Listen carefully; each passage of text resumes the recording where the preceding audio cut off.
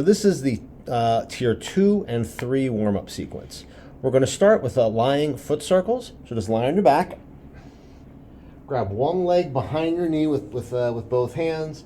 With the other foot, have your toe pointing straight up. That way you're also getting a bit of a stretch in your in that hip flexor right in there.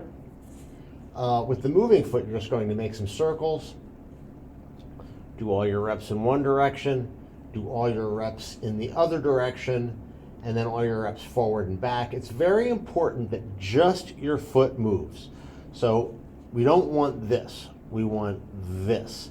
That's really important because all this is about mobility in your ankle, which is very important. After that, we're going to go into hip extensions. You might know these also as bridges. So what you're doing here, feet flat, knees bent. You're going to extend those hips up, squeeze your glutes hard. If you feel these in your hamstrings, it's because you're not using your glutes quite enough yet. Let them down, bring them up, hold for just a second there at the top, squeeze right in there, bring them back down. Again, these are hip extensions. Sometimes it can be called bridges. After that, we're going to go into hook lying reverse presses. So you're going to stay in this position. Let me center myself a little more. You're going to stay in this position. Key here, the setup here is really important for this exercise. What you want to do is make sure you have no tension in your neck or your shoulders. Arms are just on the floor. Again, very loose. Keep your elbows on the floor, pick up your hands, and then very lightly, just press your elbows into the floor and release. So notice this is kind of a small movement. What we're trying to do here is just feel that retraction in your shoulder blades as you press into the floor, just so you start to warm up that movement and get a feel for that movement. So now we're going to come up into a lunge position. We're going to do our lunge position sequence. So what you're going to do here, on the floor, one knee on the floor, one leg in front. The key is we want to be fairly square. We don't have to be completely square. So you have this, give you a little wider base of support, but you don't want to be out here all spread out. You want to have pretty, maybe about hip width or so. And I'm holding there. So we're going to build on this stretch. So here we're getting a quad stretch, but mostly we're getting a stretch in the hip flexor right there.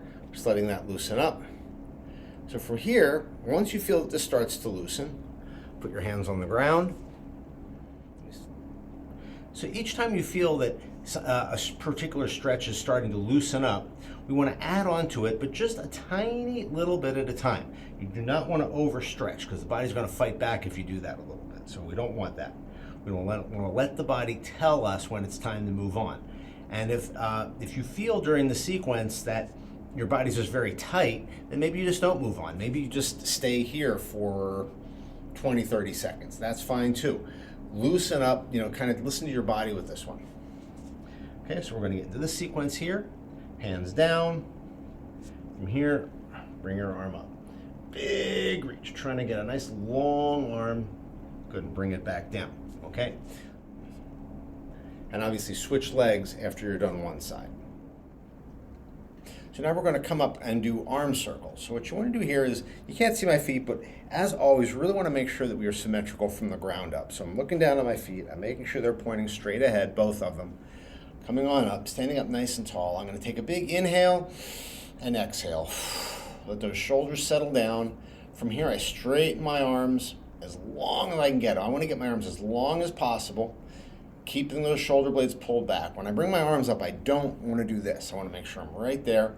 I'm just going to make circles going one way and then turn my thumbs and go the other way. And then I'm going to finish up with cross crawls. So for cross crawls, what I want to do is pick up one knee, touch it with the opposite hand, and vice versa. And all I'm trying to do here is just get a little bit of movement from my hips, keeping my arms nice and loose, keeping my legs nice and loose, making sure I'm getting those knees up a little bit, getting that heart rate up a touch. And that is your tier 2 and 3 warm-up